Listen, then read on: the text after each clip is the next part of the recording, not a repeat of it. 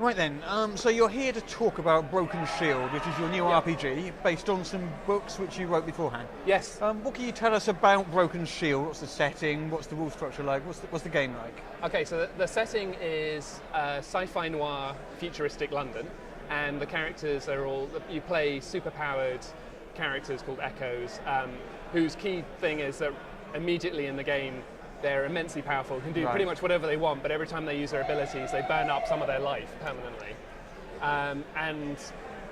The system of Broken Shield is a simple one. It uses D20 and handfuls of D6. It's a kind of gritty, heroic system designed for fast-paced action adventure. And so is it a sort of slightly dystopian future? Yeah. It's a dystopian future where the formation of, when the Echoes appeared, it just basically trashed the world. Yeah. And a group of the only aliens in the thing, beings calling themselves disciples, turned up and said, "We will help you, but you have to worship us." And so there's a slight supernatural, almost Lovecraftian element in there as well. But it's primarily a sci-fi noir kind of cyberpunk game. So in terms of the sort of superheroic aspect of the game and the powers used, I mean, what sort of level powers are we talking here? Well, the characters, because they're members of the agency, so they're like federal agents, FBI meets CIA. They're kind of restricted a little bit in how they use their powers, but it's up to them what they can get away with. So powers are things like metasensory perception, where investigators can see through time and space and try and go back through time to see the crimes, to the more kind of usual pyrokinesis, so they can turn into plasma form, burn things down. And there's a whole range. But we have had, at the most extreme and silly, we have had players get rid of entire worlds, like physically move a world to a new position. Wow. That doesn't happen often, and it's a kind of crazy, over-the-top thing. Mostly, the thing about the system is the bigger the power, the easier it is. And so small stuff is hard and big stuff is easier. It's a bit perverse like that. Fantastic. But the only limiting factor is how fast they want to burn through their life. Yeah, so you mentioned that a little earlier, this whole limit on their power and burning through their life. Can you explain a little more about that concept and how that works? Mechanically, there's a stat called wild cancer. And when a character gets to 500, he or she explodes. Okay. And as they get in the last 100 points or so, they get more and more powerful and more unstable and start irradiating people around them. And it's one of the side effects. So every time you use your ability, you use generally up to about between, say, 1 and 20 points of wild cancer. Okay. So you can see you don't get that many shots of doing stuff in your life, but each one can be very impactful. The flip side is that every time they use their abilities, there's a chance that they'll lose control and wild, annihilating everything around them, but leaving themselves unharmed, maybe naked, but which can make them a bit unpopular with some of their friends. So there's a fine balance to be had there. But it's the idea of the core of the dynamic was to put all the power in the players' hands. Sure. They make the decisions how fast they want to use their life, and you tend to find first few game sessions, they'll use powers for everything, including stuff they could be picking a lock, they're burning the door down.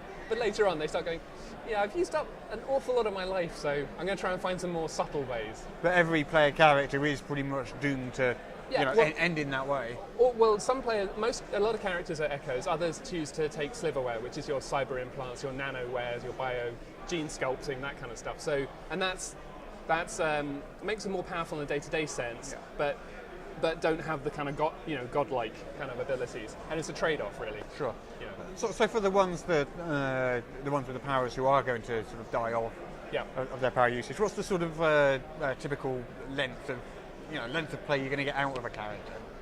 The shortest we've had was 4 sessions. Right. Okay.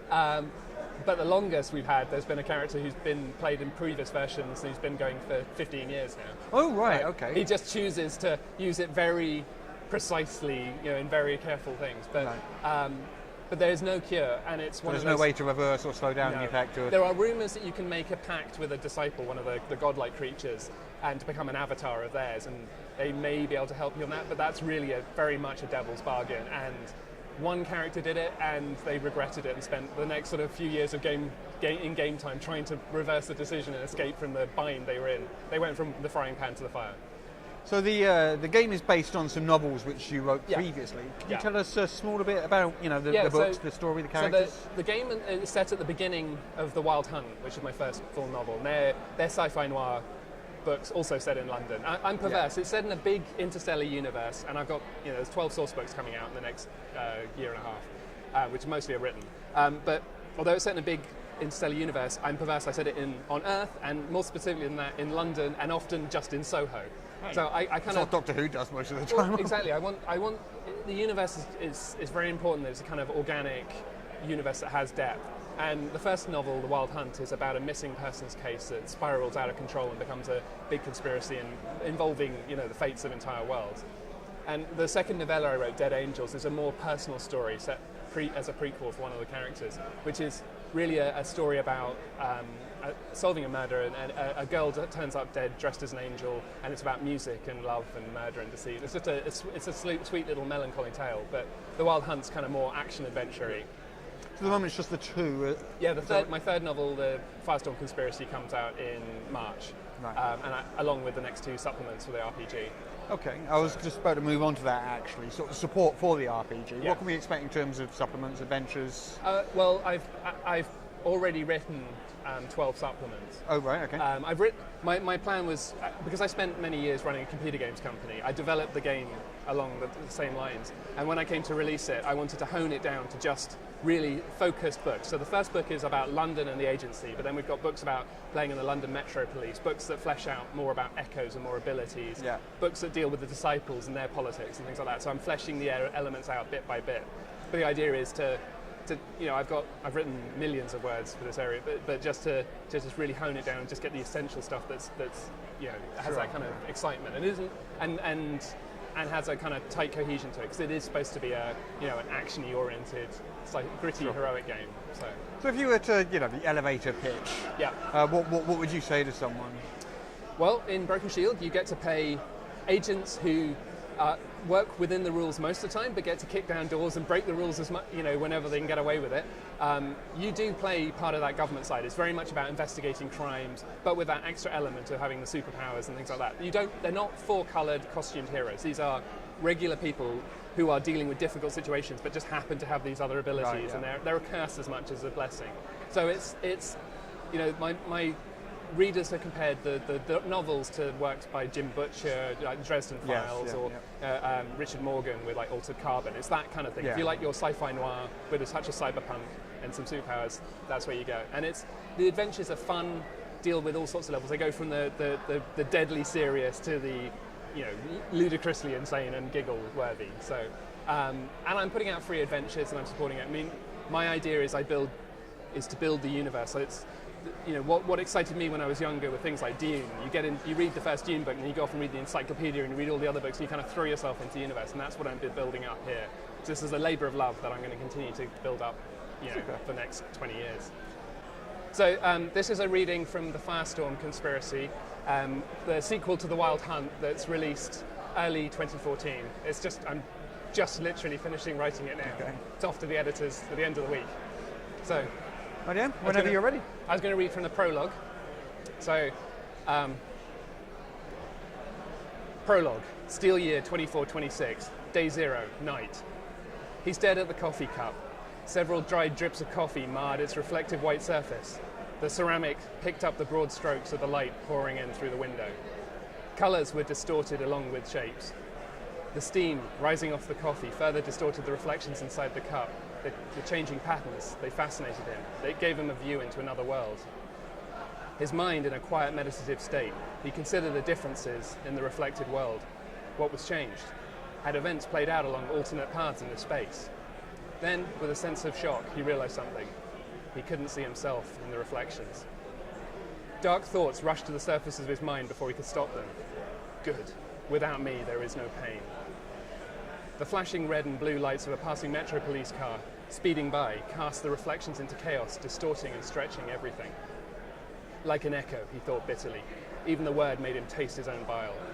The memory of screams, abruptly silent, smashed into his reverie. Without thinking, his anger roared to the surface and he smashed the cup, the enormous strength in his tuned and adapted muscles shattering it and sending the pieces flying through the air. Curiously, no one else in the cafe reacted. But the action triggered his combat awareness, and to him it appeared as if time had slowed down. His eyes focused in on one of the flying pieces. A rapid passage of reflections flitted across its surface as it tumbled end over end across the room. a small comet trail of steaming coffee spreading behind her. He felt his rage building, synapses firing, neural networks interfacing, carefully timed releases of adrenaline and endorphins. He could feel his enhanced body screaming, "Release me!" It sought the clarity of combat, the simplicity of fight or flight. His fists clenched. Within his body, nanites were rearranging their structure to add power and mass to his hardened knuckles. Already his internal targeting sensors were mapping the locations, dispositions, and threat ratings of everyone else in the cafe. The urge to kill was strong. It was what I was remade for. The snap focus of his eyes on the figure in the doorway shook him to the core. Phaedra? His dead partner and soulmate stood there. The streetlights behind her gave her a glowing, almost unreal aura. Phaedra, he whispered, aloud now. She stood there. How could she be there? She died almost 5 years ago when that echo had killed her. He forced himself not to blink. He tried to move, but was riveted in place, fixed in ice. Phaedra, he whispered. Please let it be her. Please let everything have been a terrible dream. Overlord, please. Cold tears ran unbidden down his face. Had everything been a terrible nightmare, an illusion? He remembered the moment when reality had turned in on itself. They had been sitting in a cafe, this same cafe, while he'd been on leave. He'd just asked Phaedra to marry him and she'd said yes. Then behind her he saw the man stumble in. More of a boy, really. So ordinary looking, so slight. From outside he could hear the sirens. There were so many sirens. Phaedra was talking, but he could not hear her above the sirens. Why? Why couldn't I hear her? He tried to keep his attention focused, but something about the new arrival had triggered his full combat awareness. And that was when the boy looked up, straight into his eyes, and reality began to peel away. The boy's eyes, they were on fire. Raw energy boiled up from them, warping and distorting everything, while thick, bloody tears rolled down his face. He looked like death, their death. Slowly, too damn slowly, he realized the boy was an echo. He tried to shout to Phaedra, but his voice didn't work. Why didn't it work? Whilst behind her, the boy lost control of the titanic forces he was channeling. Reality exploded into a million shards and everything went silent. Phaedra was cast into silhouette by the immense power released. The shockwave expanded seemingly at a snail's pace with its hyperfast perception. Everything it touched was torn apart. Tables crumpled. The floor collapsed in itself. The patron nearest the boy was instantly vaporized, without sound. Light itself broke apart as if unable to contain the energy anymore. He tried to get to Phaedra, to get her clear, but even with all his enhancements, he could barely move. Phaedra sank into the expanding sphere of devastation, like she was merely slipping below the surface of a placid lake. He remembered the smile on her face. She had no idea she was dying. Then she was gone, and before he could scream, the shockwave hit him and everything went black.